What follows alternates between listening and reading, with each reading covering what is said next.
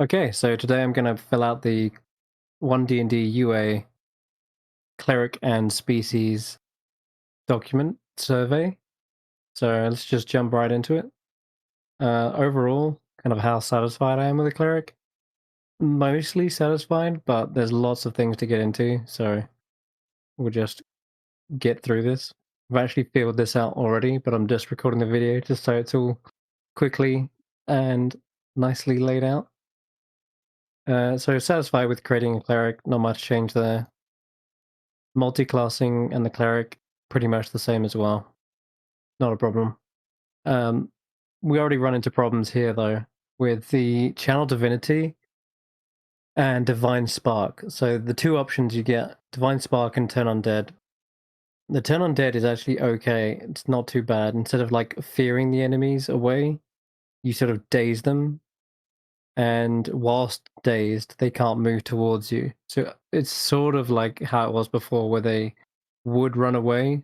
But in this case, you're sort of just the undead only have the option to kind of either move away or try and attack what's in front of them, but not much else. It's interesting. I like it over the previous one, so satisfied for that. The Divine Spark is what the issue is. I've got it here. The ability is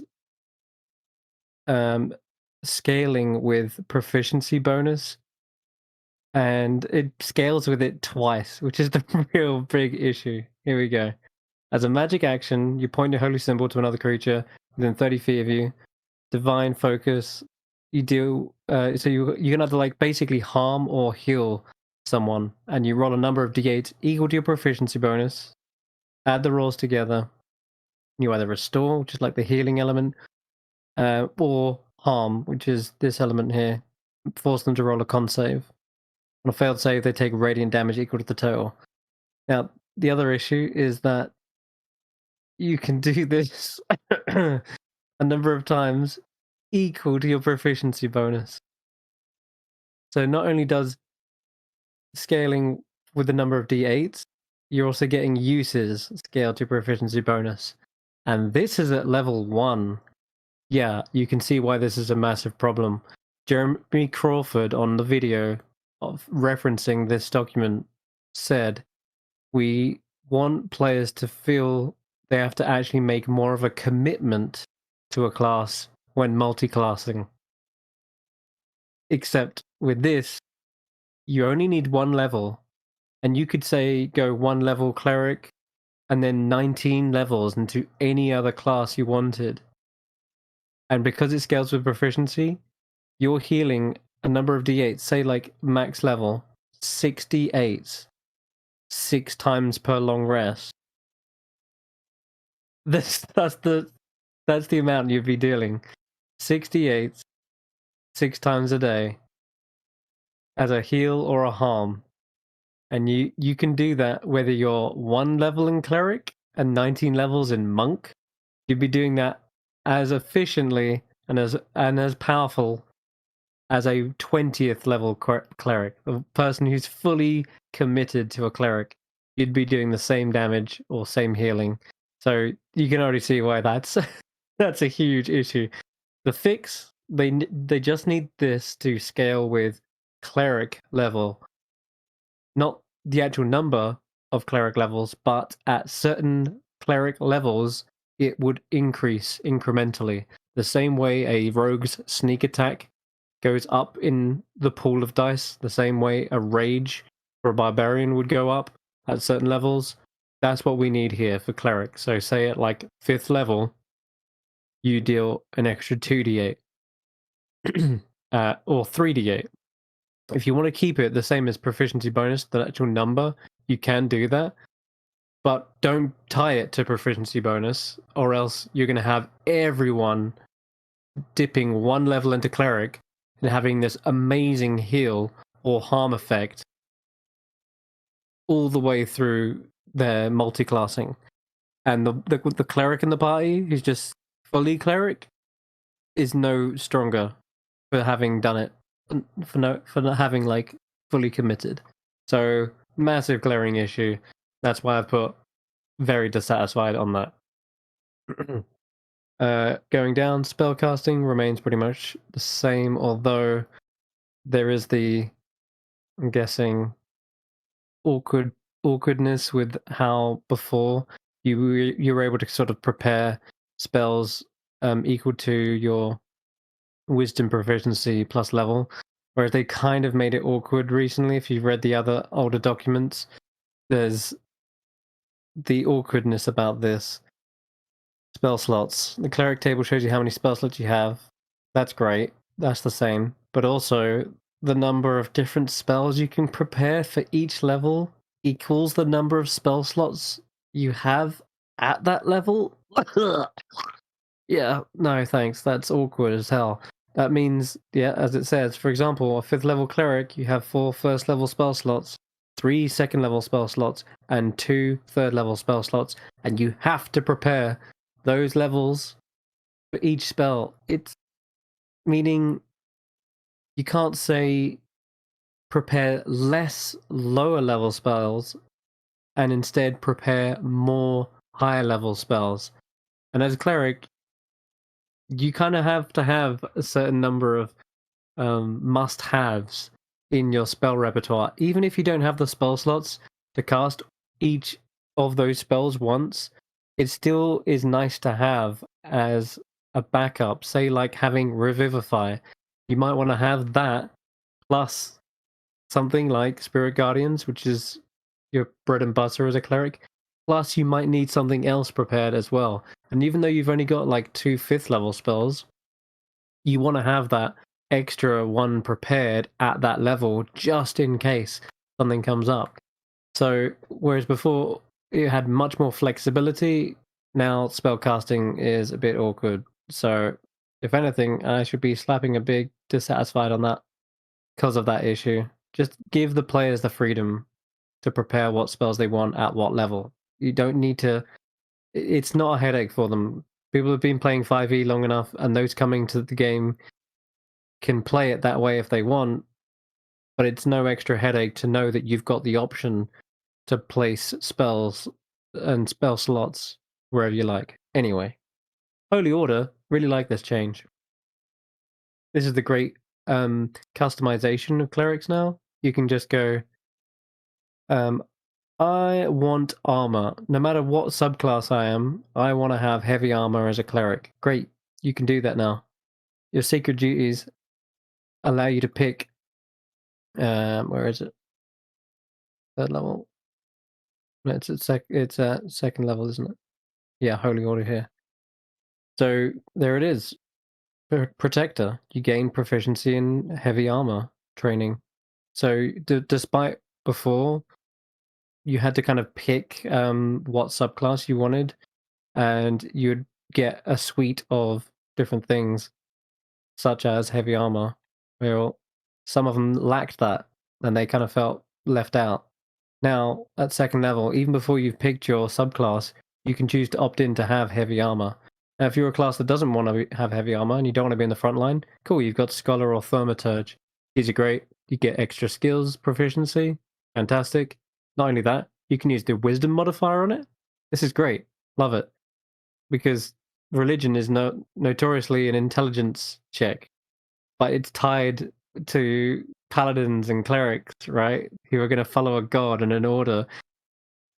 Now they can actually use their wisdom to affect that role rather than intelligence. Great, like it.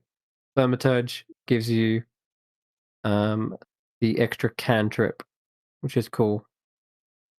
And you, in addition, you can regain expended use of your channel divinity whenever you finish a short or long rest. That's all cool as well. If you want to be the more spellcaster focused cleric rather than be in the front line, say like the protector. It's great. Love that change. Very satisfying. Cleric subclass is now at third level. A bit of an odd one, if I'm honest. Right? You're used to picking a god or domain at first because that's immediately where you gain your powers from. What they want to do is change it so that players now pick at third, just so there isn't as big a choice to make at first. So it's basically to cater to newer players, not having so much to pick from at the beginning. Yeah, I get that, but they're already they're already overwhelmed with a vast amount of options. Not only are they picking from the class, they're picking from a plethora of races which only grow bigger and bigger with more additions and more modules and books. They're also picking a level 1 feat now because, yep, level 1, you get to pick a feat that comes kind of as a package with your background, but you're already picking class, background, feat, subclass, all that. Like, just adding subclass wasn't that big of a deal. I think most people could handle it. And I don't feel like this just alleviates any more just by placing it at third level. I think, if anything, you're losing the fantasy of a cleric by putting it at third. Like, I don't mind it too much because most characters and campaigns I run will get to third very quickly, if not start at third already. So it doesn't really affect me majorly. But I don't think you should sacrifice the fantasy of that class and the identity of that class for compensating for newer players when already newer players have so many options to pick from already. So anyway, moving on. Feet, yeah, that's fine. Smite Undead, that does damage now rather than checking CR. Fantastic, love that. Subclass feature is fine. Blessed Strikes, it's fine. You get extra damage on your cantrip or weapon attacks with radiant damage. Only thing I'll say here is, what if I want to play a Death Domain cleric? Can I do some necrotic damage with this, please, instead of radiant? Thank you. 8th level feat, yeah, that's fine.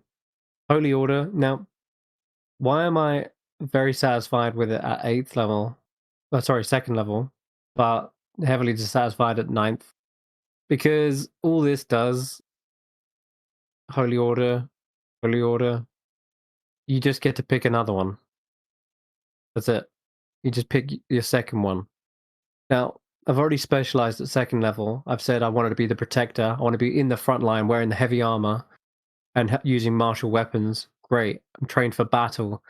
Now at 9th level, yep, 9th level, now you're a scholar or a thaumaturge. Pick one.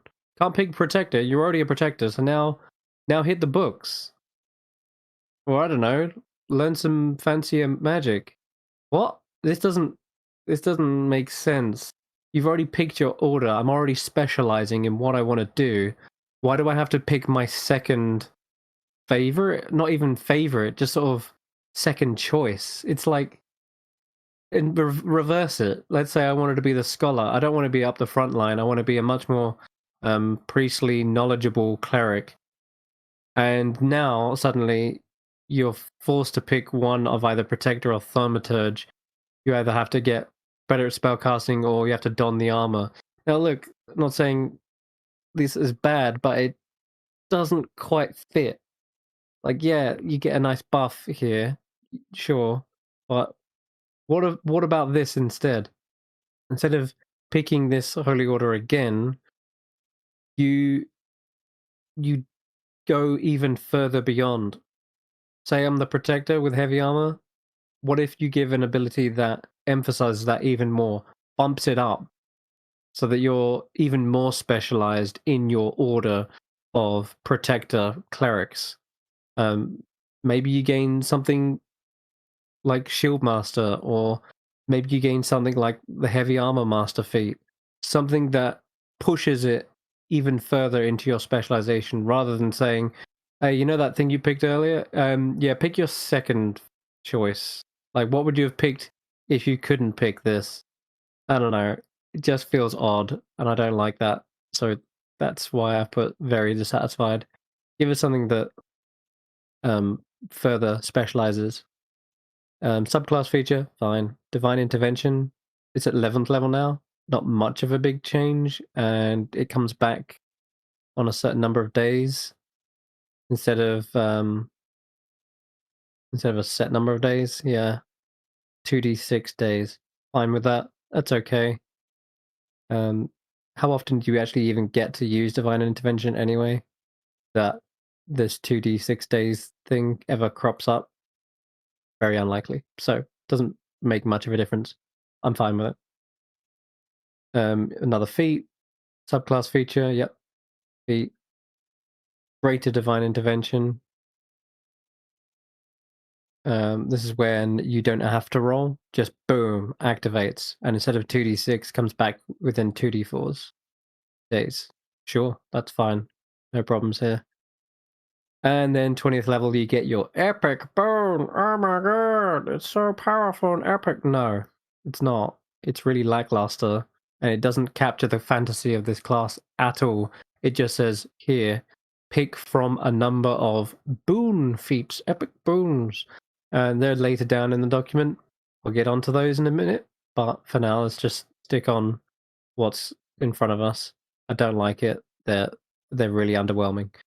And then prepared spells. That is another point of contention with the cleric. But for now, I've put okay. Prepared spells are fine. It's the subclass domain spells is what I have an issue with. So that's what I've mostly put here in the comment section. Channel Divinity is too powerful for a level 1 dip.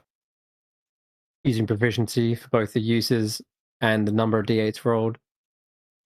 It scales with no additional level investment into the cleric. I'm fine with the concept of the feature, but it either needs to scale on total levels or some other method. Cleric subclass feels odd, and if you felt that was the same, if you feel the same about subclass 3 for cleric, how about warlock sorcerer? Yeah, I can't wait to see that. That's gonna feel even weirder. Yeah, suddenly your blood changes at 3rd level. What? Um, yeah. Anyway, get onto that layer. 9th level, Holy Order is lacking. Doesn't feel great picking your second favorite choice from a 2nd level feature. Instead, a feature that enhances your original choice would be make much more sense and feel better as you're further specializing into your chosen order. And as before, epic boons just don't feel worthy of a 20th level feature. The majority of them are lackluster or non-impactful. They just don't get me excited and don't inspire the epic fantasy of a character, which the name suggests, especially since they are shared amongst all classes. It doesn't feel special if every other 20th level character has the one same good boon from a pool of like mediocre ones. And you'll see which one that is in a later bit. How satisfied are you with the elements of the life domain? Overall, I'm slamming it hard because I want them to do the changes. I don't want to be just slightly dissatisfied. I want to be extreme here just so they pick up on it. The domain spells, dissatisfied. The domain spells are missing their 1st level spells. Where are they? 3rd, 5th, 7th, 9th? They used to have one. Used to be Bless and Cure Wounds would be life domains always prepared spells. Now they're just gone. And they were staples for the life domain. Now, in the comments, I've also put, I know you don't get your domain till 3rd level, but there's nothing stopping you still giving access to them at 3rd level. Like some of the most iconic and often used spells for each domain exist at 1st level, and losing those is just a great shame, just to maintain simplicity. And I feel like that's why they've done it, because they're like, oh, well, they don't want to confuse players now that they get their domain at 3rd. We'll just only give them domain spells starting at 3rd. Like, no, where's all the good stuff? You're missing loads. It's going to become even more apparent when you start thinking about other domains, when they get access to spells that weren't on their cleric spell list. And they're just stolen now. It's gone. Bad. Disciple of Life. So they changed this so that it doesn't work with Goodberry and Aura of Vitality anymore. It's specific. It says, when you cast a spell slot, restoring hit points to a creature, that creature gains additional hit points on the turn you cast the spell. So no, you can't life domain cleric with levels in druid or gaining good berry some other method, and have each good berry heal an extra 2 plus the spell's level. You can't do that no more. Now, they spoke in the video, that was their intention. They didn't want that to be the case anymore. All right, sure, fine. But maybe just give them something in return. Like, it just needs to be balanced a little bit. Like, you've taken away something from the life domain, and maybe the only thing they had going for them.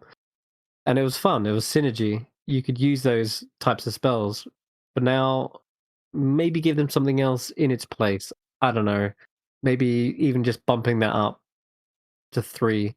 Or maybe it working with other spells like heal or prayer of healing or all of the other healing spells that don't just heal additional hit points on the turn you cast them. I don't know. There's some room to give some love to the life domain cleric when you're taking stuff away. Preserve life. Okay, this is where it gets a bit swampy. Preserve life. You use your channel divinity to heal a group critically injured. As an action, you expend one of your channel divinities, present your holy symbol, restore hit points equal to 5 times your cleric level. This is all great. This is fine. Choosing number of creatures within 30 feet of yourself, even yourself. And you divide those hit points among the chosen creatures. The bit I don't like is this. The last sentence says, this feature can bring a creature's hit points to no more than half their maximum. Why? Why? What just... There's no point in having that restriction. It's just frustrating your players. This has it has very little thematic quality to it. You'd think if you could heal someone beyond bloodied or up to bloodied, maybe they could heal them the rest of the way. Like, why is you don't have paladins with lay on hands suddenly going, oh, you're looking a bit too healthy now. Better slow down and stop healing you. That's as much as I'll give you, just until your wounds close up. It's like, yeah, but my ribs are still cracked. Please help me. It's like, no, you're looking too healthy for my liking. Walk away. Next. And so, yeah, the thematic quality is just not there. You're a disciple of life. Do the life thing. It only annoys players, and it slows down the play as well, because the cleric has to get the rest of the party to announce who is eligible for the healing, right? Yeah, imagine it. You're sitting at the table. Okay, I'm gonna use preserve life, everyone, and everyone's like, "Oh, that sounds great. Yeah, top us up." No, no, no, no. I need to know who's below half their hit points, and everyone's like, Then everyone's looking at their sheets, working out the additional math, and then repeating it back. Like, oh, well, I have this out of this, and I have that out of that, and they're like, no, no, no, just tell me if you're below half. And they're like, oh, I am. Okay, how much are you below half? And then it's more math. Okay, I'm like 6 points below half. Okay, all right, I'll give you 6. Anyone else? And it's just awkward. Just let clerics heal people. Lord Jesus, literally, let let clerics use their godly powers to heal people. It's just painful to use at the table, and I wish it didn't have that limitation. And then finally, Supreme Healing is the 14th level. Whenever you roll 1 or more dice, you restore hit points. You don't roll the dice. Instead, you use the highest number. That's great. It's like a beacon of hope. So instead of rolling 2d6, you restore the max 12. Boom. That's great. Okay, cool. But again, it only works with a spell that uses a spell slot that rolls, right? Specifically that rolls. What about heal? What about prayer of healing? Prayer of healing changed, by the way. It's now it gives them a short rest instead of rolling. So I just feel like maybe it needs a little bit more.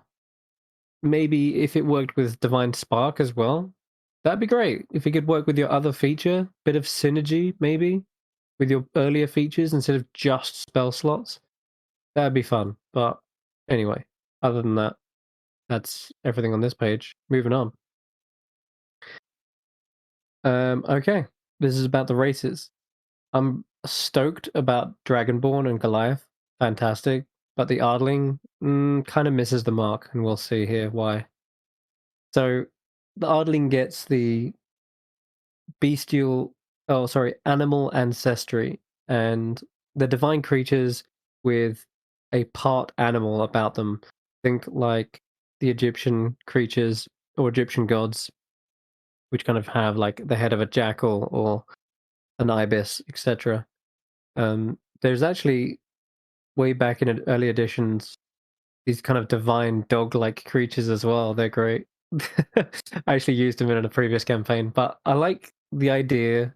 I like seeing a new race. I just don't want them treading toes on anyone else. For example, the Asimar, which are already divine beings that could fly. And lo and behold, they made the changes which I suggested. And that was, don't give them wings that overlap with like the Asimar. Don't give them just the celestial resistance like they had before, and the healing hands. Don't make them ASMR. Give them a unique identity and lean into the animal ancestry more. And they've done that. So depending on which you pick, you get a new ability. Um, the only problem is the abilities they've created are very, very niche. By that I mean they hardly ever come up in an adventuring day, or if they do, it'll be like once in a blue moon. So, for example, climber gets climb speed. That's okay, but then you get to do extra damage with unarmed strikes. Who is using this? Not many adventurers, I can tell you that. Monks are the only ones who really use unarmed strikes.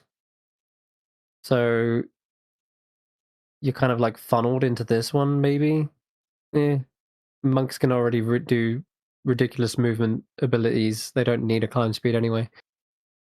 But yeah, so that's a bit niche. The flyer, this is another one I had issue with. Flyer doesn't actually fly, nor does it glide, as it suggests. It just works like a self-only featherfall spell. So, as you can see, you fall you have wings.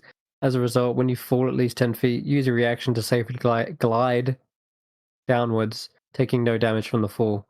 But you didn't actually glide anywhere. You just sort of flapped at the last second, I guess, like featherfall. So I like that it gives you advantage on maybe jumping, but that's again pretty niche. Um, what I'd like to see is maybe either renaming it to call it winged because you're not actually flying or gliding, or if they're not going to do that, then at least let them have a short burst of flight or actually glide horizontally while falling, because that'd be cool. I think they did actually do gliding for us for a race, the Hadozi in Spelljammer. So I don't know why they can't. I guess again it kind of goes back to treading on toes, but Flyer doesn't invoke actually any flying. Racer again allows you to just get extra movement when you dash. That's it. When you dash. Dash isn't a very uncommon action for most characters. I think it's okay, but perhaps just a passive increase to the overall movement. Even if it's like just an extra 5 feet, that would be great. It'd actually make feel like you're faster all the time as opposed to only when you take the dash action, right? And then finally, swimmer gives you a swim speed, gives you resistance to cold, and you can hold your breath for up to an hour. Okay, not bad. I like it, but again, fairly niche, right? These you'll see in a minute the Goliath and how those abilities can almost always be used in combat. These more exploration based. Sometimes dash is going to be used, but um, they're situational. They can't just always be useful. Anyway, moving on. If they could fix a couple, I'd be all right. But yeah, they get divine magic. I'm fine with that. That's cool. They get a cantrip. They get to swap it out when they take a long rest. They can have like Sacred Flame one day, Guidance the next. Um, I think that's cool. That's fine. Keen senses, they get proficiency in perception. totally makes sense. They got animal ancestry. Okay, Dragonborns. Hell yeah. Breath weapon got changed back to Fizzbands. So not just gem dragons now can do the replacing an attack with a breath weapon. Now all Dragonborn can do it. Fantastic. They keep their damage resistance. That's great. They gave them dark vision. Much needed. Makes sense. And then finally Draconic Flight. Whoa. Okay. They get 10-minute burst of flight every day. Pretty powerful, but it's only once per long rest, so it is fairly balanced. But yeah, dragons can now get these spectral wings and take up aerial combat in the fight. Fantastic. Might actually want to play a Dragonborn now. And then finally, Giant is the last race of the packet. So they get to. It's not just all about Stone Giants now. Whereas before, this is the only one they had previously, Stone's Endurance. Now, you pick a giant ancestry. Cloud, Fire, Frost, Hill, even Storm. For the most part, they're all fantastic. Cloud gets you to teleport 30 feet as a bonus action. Wow. Fire, you get to do an extra 1d10 fire damage on your attacks. And I should mention, these are a number of uses per long rest equal to your proficiency bonus. So starting off, you can do it twice and scaling up from there, which is really good. Frost does the same thing as fire on an attack that hits. Instead of a D10 fire, you do a D6 cold, but you then slow them for 10 feet. Quite cool. And it could be attack, right? It doesn't specify a weapon attack. So you can use a bow, you could use a dart if you really wanted, and it even counts for spell attacks. So you could hit them with an Eldritch Blast and then chill them as well and slow them. And if you're using invocations to knock them back, you could push them back and slow them. That'd be a fantastic combo. Heals Tumble. Wow. Okay, this is the one which is really strong. Heals Tumble allows you to, when you hit, knock them prone if they are at least large or smaller. That's really strong because then with subsequent attacks, you're getting advantage because they're on the floor. And on their turn, they're going to want to stand up. That's half their movement. And lastly, you can imagine the uses against flying creatures. Dragons swooping overhead. Even if you just hit it with anything, doesn't matter. It could be like as small as a pebble or as big as a javelin. So long as you hit it and deal damage, you're knocking it prone. And that dragon's going to fall, what, 300 feet out of the air, depending on how high it is? And then all that full damage, boom. Yeah, so this is potentially really strong. Maybe even too strong. We'll see. The only one that sort of falls a little short and feels weaker than the others is the Storm's Thunder, which uses your reaction, and when you take an attack, yeah, you use your reaction to deal 1d8 thunder damage. Yeah, whoop-de-doo. It's within 60 feet, so it's got a long range, but it's the longest range out of all of them, but I don't feel like that 1d8 is worth it an entire reaction. Compare that to Stone's Endurance. That's also costing your reaction. You get to roll a d12 and add your con mod to reduce damage by that total. That has really good uses, can save your life in some instances. Whereas this is just extra d8. Like, yeah, a bit underwhelming. Especially since Storm is canonically supposed to be the most powerful giants, right? They're like the big boss giants. So maybe they could do an extra d8 damage. I'd be happy with that. Or maybe it not cost your reaction would be another way to do it. Or even perhaps this. It has the kicker of taking away the target's reaction as well. Similar to how Shocking Grasp works. Maybe. Large form, you get to go enlarge yourself like a giant would. It's lasts 10 minutes, and you can end it as a bonus action. And during that time, you also have advantage on strength checks, and your speed is increased by 10 feet.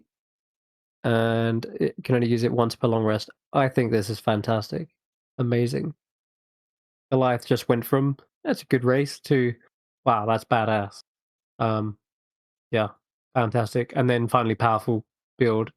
I think mostly the same, except they also added you have advantage on any saving throw you make to end the grappled condition. Before it just kind of gave you double carrying capacity, so that's cool. This was interesting. It asks you to rank your preferences. They've changed the word race to species, but it seems they're still testing it out. And they asked you to sort of place these in order of preference. Species I put at the top. That does make the most sense. It's an accurate terminology to replace race. Subtype is like I put that second, and then kind I put third because kind kind of overlaps with a lot of other words. Um, do you use feats when playing 5th edition? Yeah, always. How satisfied are you with the elements of the feat section? Uh, so I put dissatisfied because this is more in focusing on the epic boon feats. The other level 1 feats, I actually think they're all right. They're pretty cool. But what they've introduced in this new one is these 3 new feats, and you get these at 20th level, and you'll see why I dislike most of these. So ASI, that's the same. Epic Boon of Fate is good. It actually is the only good one. It's the one that allows you to re-roll. Um, whenever another creature you see within 60 feet of you makes that D20 test, meaning attack, saving throw, or skill check, you can roll a D10 and apply that number to the roll as a bonus or a penalty. Wow. So it's like lucky, but instead of re-rolling, you add a D10, and you can't use this again until you either roll initiative or finish a short or long rest. So weird that it comes back on that. But anyway, it's pretty powerful. Obviously, it's just like a bardic inspiration, but it can be used on anything. Not only you're using, your allies are using, or just even the enemies. You can decrease it like a very powerful bane effect instead of just a D6. You're talking a whole D10. It's huge. And then compare it to the others.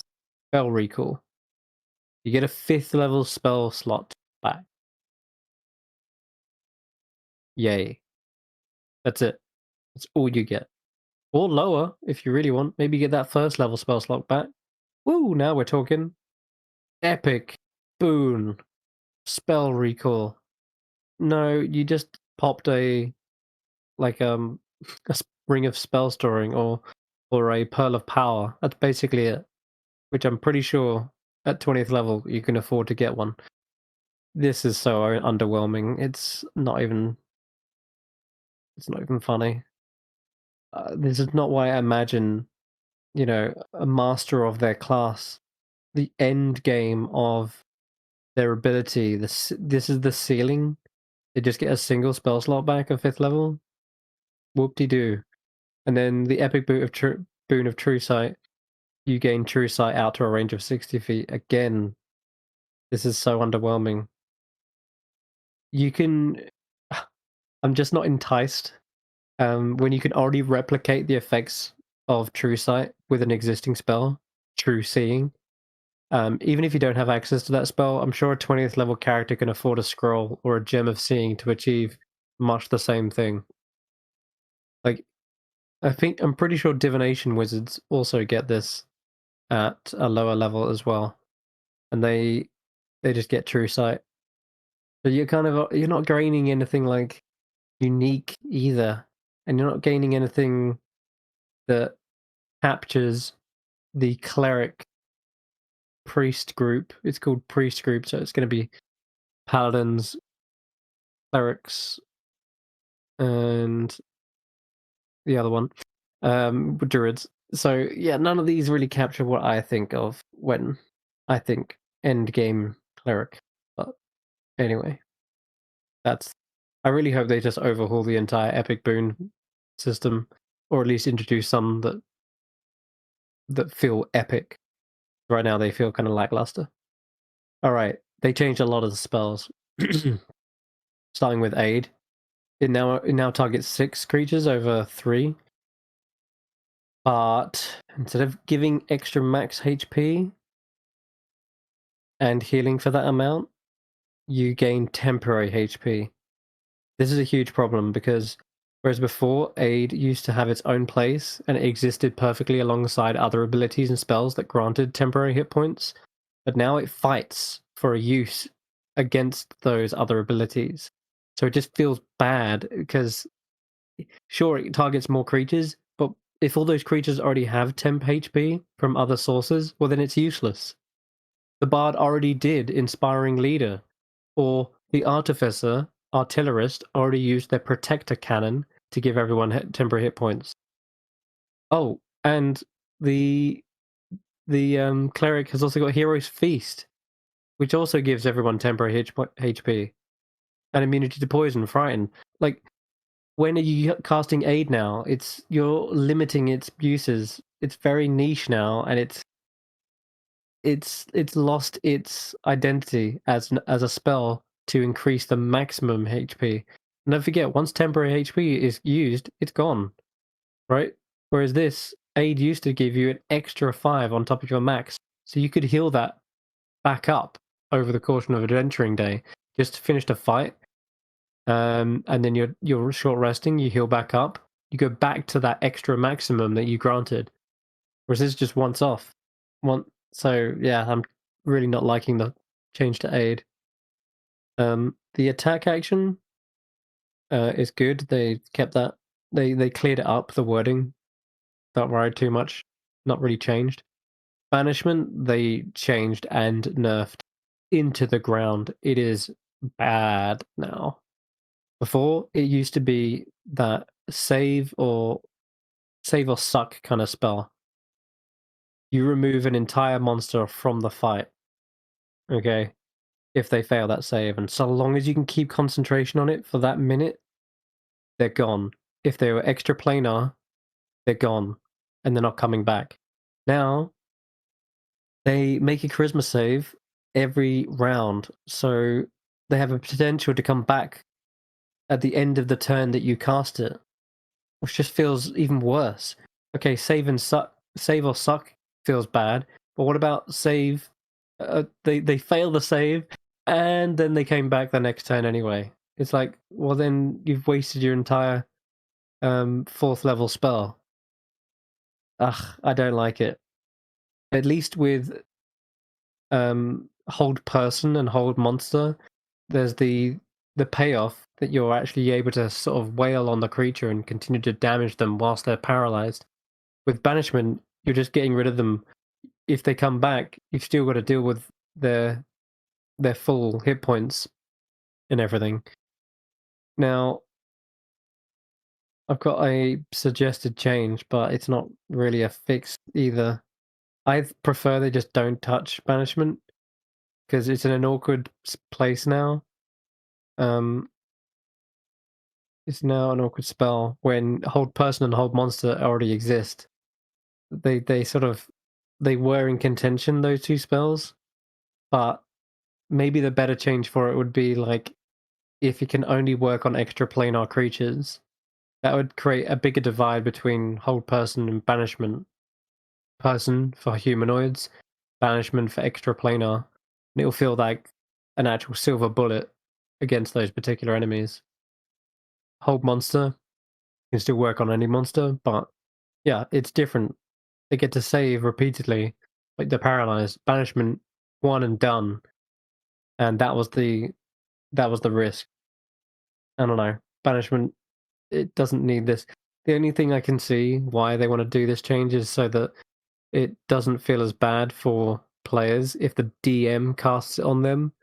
So they don't just get instantly yeeted out of the fight and potentially the campaign because the enemy casts that and concentrates on it for the full minute and you're playing a campaign in the City of Brass or I don't know, the Nine Hells. Yeah, that player character's got to work their way all the way back from the material plane. That's a bit rough. But I still liked that crazy extremeness to the spell over the really terrible change that they've given it now. Just having it come back, ugh, like it still has this effect where if it lasts longer than a minute, then it doesn't come back. But let's be realistic. 10 saving throws later, I think that aberration's probably going to pass at least one of them. Like, they might as well not put this part of the text in here because they're going to save at least 1 out of 10 of those saving throws. So this part is just pointless. Anyway, move on. Spiritual weapon they also changed. I'm getting ahead of myself. Let's go back. Grappled condition, very weird now. To what you're used to, but I actually quite like the change overall. When you're grappling someone, that creature has disadvantage on attacks against everything else except the creature that's grappling them, and the grappler can move them, but they become slowed, new condition, and while slowed, they're half movement, and other such stuff.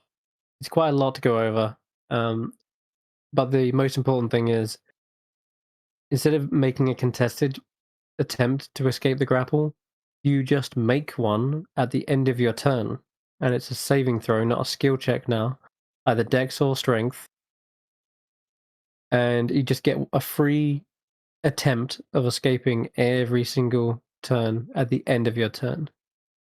And the condition also ends if the grappler is incapacitated, or if something removes you from the grappler's range, which is interesting. So you could actually knock back the grappler, and that will break the grapple as well.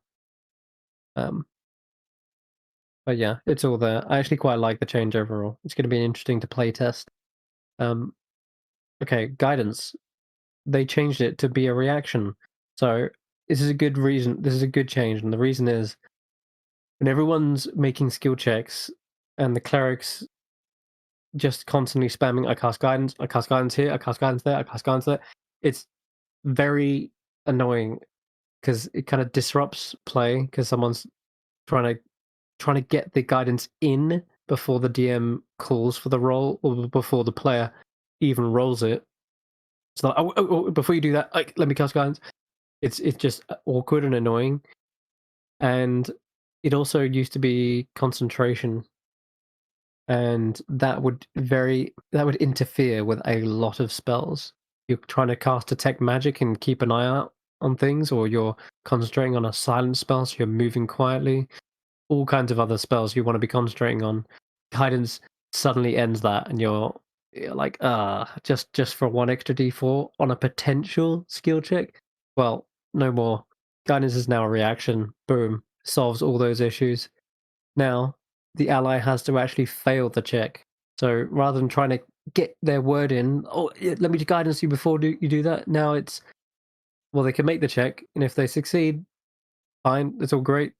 But if they fail, then they can request guidance from the cleric. And it's got an extra range of 10 feet now. It used to be touch, so you don't have to be right up your ally's arse if you want to be casting this. You can sort of be nearby. And look, no more concentration. Fantastic. This is the change we need. However, there's one little downside to this. A option that you used to have is when you want an ally who's about to perform something, maybe sneaky, right?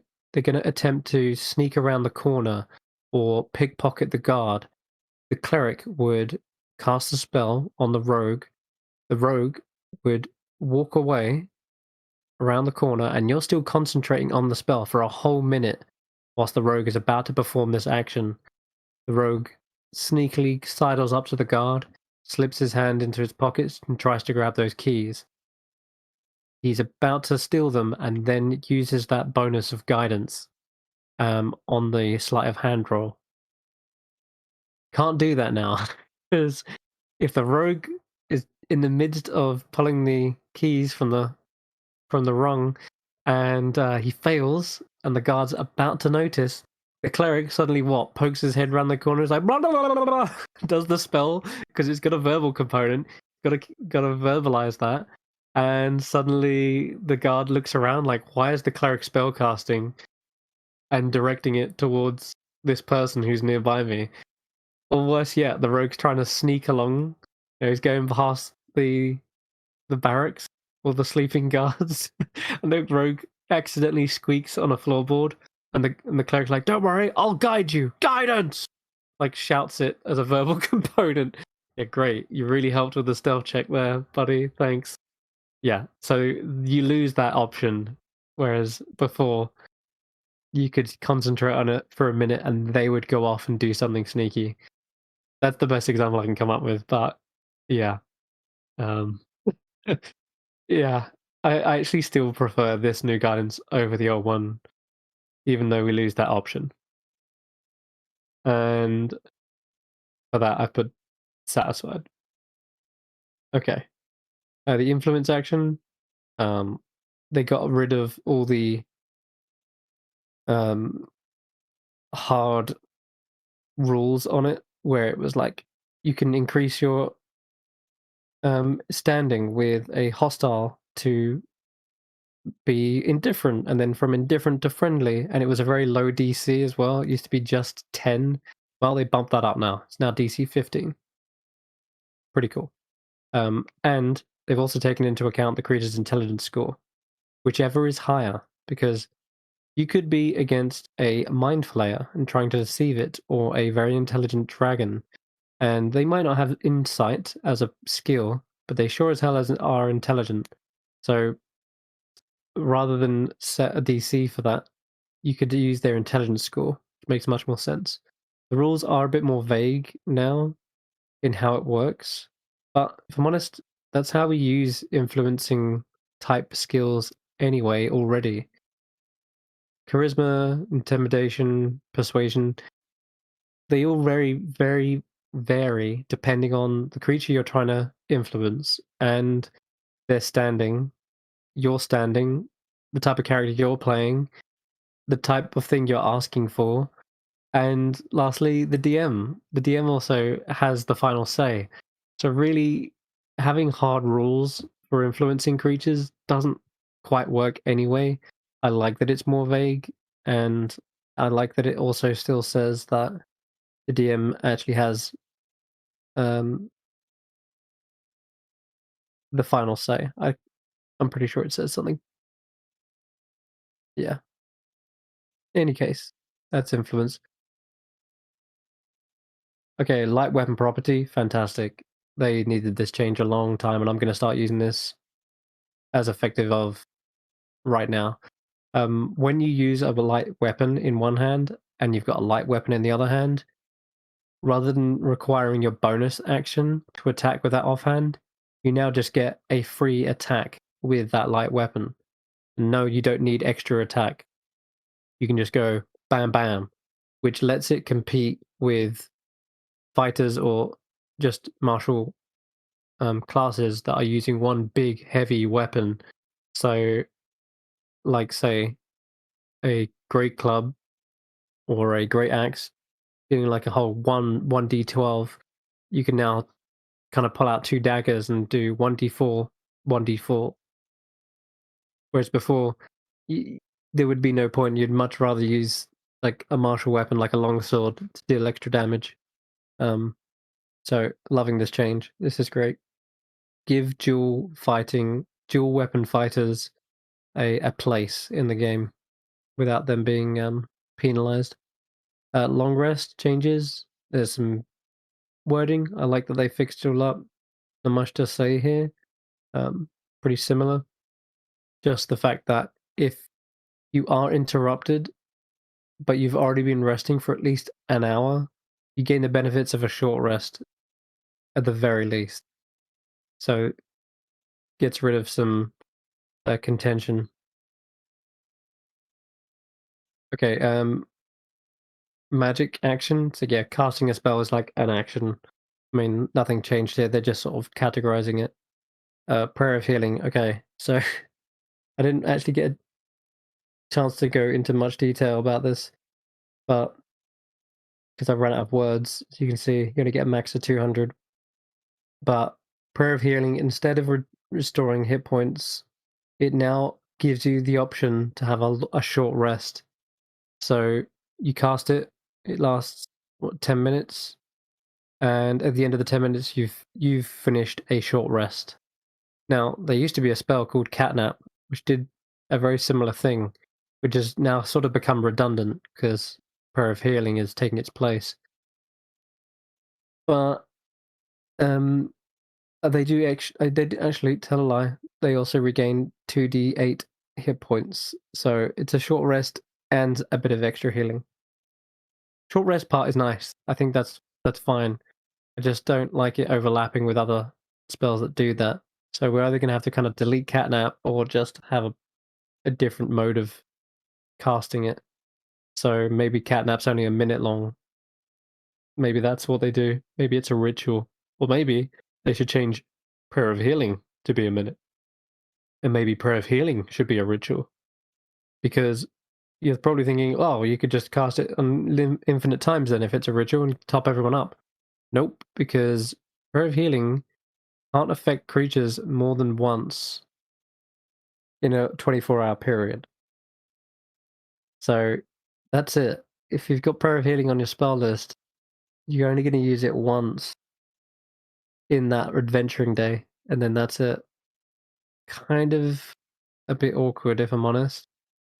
I'd rather they didn't have that limitation, or if they want to keep the limitation, at least make it a ritual, or at least make it 1 minute cast. Because I feel like if you've got 10 minutes to turn a 1 hour short rest, into a 10-minute short rest, you're already in a safe enough place to just spend the full hour anyway. You know what I mean? Like if there's monsters nearby, they're probably going to not wait over 10 minutes and then attack. They're just going to attack or wait 1 minute, then attack. Like, there's very, very little scenarios where the difference between 10 minutes of safety versus an hour of safety comes up. Anyway, I won't go into it any more than that. Yeah, we talked about guidance. Talked about banishment. They made changes to the priest pack, I guess. Whatever. Resistance. They did the same thing with guidance. It's now a reaction as a D4 to the saving throw. Interesting. Some of people have been saying it's too powerful. I say send it, because resistance was not used before. Now it's going to be used all the time because it's a really good cantrip when you think about it. It's like having bless on demand when you need it. On one target, one save, sure. So that's why I don't think it's overpowered, because you are spending your whole reaction. Whereas like bless, you're concentrating on it, and it's using a spell slot. So whereas resistance is just the one creature, and on that one save, I think it needs to be that good in order to be picked up. Let's do it. Let's see what resistance is all about now and see how powerful it can be. And then finally, spiritual weapon. Oh god. Okay. I get their design philosophy. They always intended spiritual weapon to be concentration. That makes sense. However, it just isn't good anymore. Without its ability to just sort of attack without needing concentration, it sort of falls way down below the mark than what it should do. They did change it slightly so that it scales every level rather than every 2 levels, which is a nice change, but I'm sorry, concentration is really important. If you're going to use it for something, it needs to be big. Like your spiritual guardians or something huge. Now just an extra 1d8 plus your wisdom modifier on an attack as a bonus action. Like it's okay, good. What made spiritual weapon fantastic was its lack of concentration. That's why people would throw it up and just have it swing in the fight. It's also quite slow. It's 20 feet movement, so it wouldn't always get into range to attack the next target. That was quite a limited drawback. Now it's never going to be picked. I fear spiritual weapons just going to fall away into forgotten history.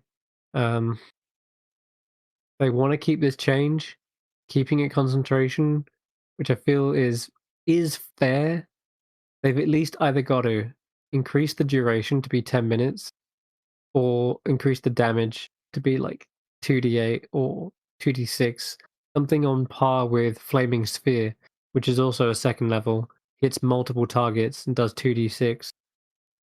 So this on its own is just not enough anymore. Maybe it can be faster, give it that 30 feet, but concentration for a minute, yeah. Sorry, spiritual weapon, you've fallen from grace. We just need to make you like worth it again. 10 minutes, please. Do it. Okay. Equipping weapons. Now it states very clearly you can swap weapon before or after an attack. So it doesn't cost you any like bonus action or stuff like that or free action to stow and draw a weapon. If you've got multiple weapons, yeah, you can swap in and out using them. And a monk doesn't need to worry about, oh well I want to use my bow staff for one attack and then two punches with another. Yeah, that's fine. Even if it's unarmed, you can still swap moving between attacks. Nothing's changed there. They're really clearing up words. Okay. Are you satisfied with the elements of the influence action? Yeah, as I mentioned that earlier. I like that change. Very satisfied with the ability DC increase. Used to be 10, now it's 15. Um, but the DM should always have the final say on influencing stuff like that. Okay, this is the last one. This is talking about additional comments. So I'll just read what I put because it pretty much sums up. The Ardling didn't quite pull it off. The abilities are varied and unique, but they're just too niche to get some good usage out of. In opposition when compared to the new Goliath, which almost all the ancestries feel different, powerful, but still balanced. Dragonborn are great now, no problem there. Jeremy Crawford said in the video referencing the UA he wanted multi-classing to be more of a commitment to obtain powerful features in that class, but Divine Spark is the complete opposite of this design. With only a single level in Cleric, you would gain the most powerful quadratic scaling ability in the game. A 1 Cleric 19 Wizard would heal or harm just as much damage and do it as many times as a level 20 Cleric using the same Divine Spark feature. This feature needs to be addressed. It cannot scale with proficiency bonus. It must use some other metric like total class Cleric level, even if it means adding a column in the Cleric progression table, the same way Sneak Attack or Rage or Martial Arts scales at particular levels of that class. The life domain is overall weaker than before, just due to fixing previous unintended interactions, but I feel it could have received something extra in its place, just so it doesn't feel like you're taking away from it. Please remove the restriction on preserved life. It's unnecessary limitation that slows down play and causes frustration in practice. Banishment existed well alongside other spells like Hold Person and Hold Monster. The payoff was completely getting rid of a monster versus being able to continue damaging one with the hold spells. I suggest a different change, like only being able to target extraplanar creatures with it. This limits it slightly, but still feels like a silver bullet against certain monsters. Spiritual Weapon being concentration is understandable, but it's a huge blow to an already kind of mediocre now spell. It wasn't overly powerful before. This change may fix the original intent of the spell, but it doesn't seek to balance it. It either needs to be increased to like 10 minutes duration or help it out in some other way, like doing comparable damage to Flaming Sphere. That way players will still want to cast the spell. And here we go. I'm starting to see a trend with resistance and guidance both costing a reaction to add a d4 to the relevant d20 roll. I think what's next is to have True Strike behave the same way. Think about it. a reaction to give a failed attack roll made by you or an ally within range an extra d4 to the potential to potentially turn it into a hit.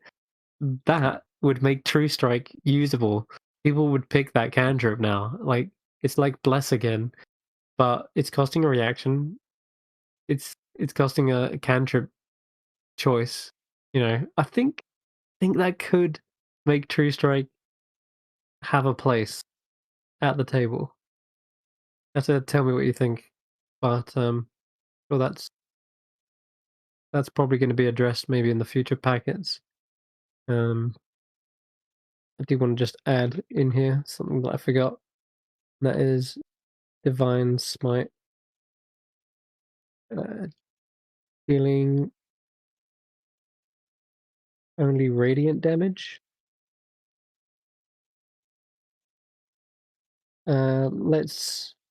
Let's give Death Domain, etc. the ability to change it to necrotic. But that's it. That's roughly everything in the packet.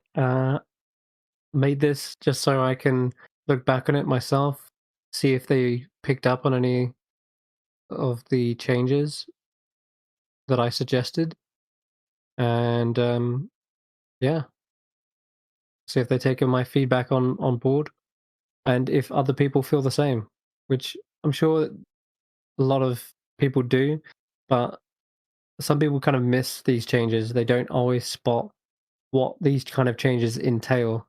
They kind of just read it and go, "Oh, that sounds cool," but they don't realize like the intricacies and the slight differences and how that can actually change play at the table.